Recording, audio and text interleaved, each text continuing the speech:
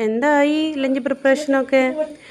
ഇവിടെ ഞാൻ രാവിലത്തെ പണിയെല്ലാം കഴിഞ്ഞിട്ട് കുട്ടികളുടെ കൂടെ കുറേ നേരം കളിക്കുകയും അവരെ കുളിപ്പിക്കാനുള്ള പരിപാടിയൊക്കെ നോക്കി കുളിപ്പിക്കുകയും കഴിപ്പിക്കുകയും അങ്ങനെ എല്ലാ പരിപാടിയും കഴിഞ്ഞ് ഉച്ചയ്ക്കുള്ള നെട്ടോട്ടത്തിലായി. അപ്പോൾ ഞാൻ ആലോചിച്ചത് എന്താ വയ്ക്കാന്നുള്ളത്. ഒന്നും തല ബ്ലാങ്കായിരുന്നു, ഒന്ന് എന്താ ചെയ്യുക എന്നുള്ളത്. അങ്ങനെ ഇരുന്നപ്പോൾ കുറച്ച് കൊഴുവ ഫ്രിഡ്ജിലിരുന്ന് ഓർത്തു. അപ്പോൾ കൊഴുവ എടുത്ത് ഫ്രൈ ചെയ്യാം, പിന്നെ അടുത്ത ഇത് എന്താണ് കറി വയ്ക്കുക എന്നുള്ളതായി. അങ്ങനെ ഞാനെടുത്തിട്ട് വേഗം കുറച്ച് സോയ ചങ്ക്സ് ഉണ്ടാക്കാനായിട്ട് ഫ്രിഡ്ജിൽ സ്റ്റോർ ചെയ്തിട്ടുണ്ടായിരുന്നു. പിന്നെ കുറച്ച് ചിക്കൻ വറുത്തതും വെച്ചിട്ടുണ്ടായിരുന്നു. അപ്പോൾ അത് രണ്ടും കൂടെ കൊളാബ് ചെയ്തിട്ട് ഒരു കറി അങ്ങ് ആക്കാമെന്ന് വിചാരിച്ച് അതങ്ങ് റോസ്റ്റ് അങ്ങ് ചെയ്തു. പക്ഷേ സംഭവം പ്രതീക്ഷിക്കാത്ത രീതിയിൽ അടിപൊളിയായിരുന്നു. അത് കഴിഞ്ഞ് പിന്നെ ഞാൻ നോക്കിക്കഴിഞ്ഞപ്പോൾ എനിക്ക് നമുക്കൊരു ഒഴിച്ചുകൂട്ടാൻ വേണമല്ലോ. ഗ്രേവി ആയി, ഫ്രൈ ആയി. അപ്പോൾ അങ്ങനെ ഇരുന്ന് കഴിഞ്ഞപ്പോൾ ഞാനങ്ങ് ഒരു മോരങ്ങ് സിമ്പിളായിട്ടൊരു മോരങ്ങ് ഉണ്ടാക്കി.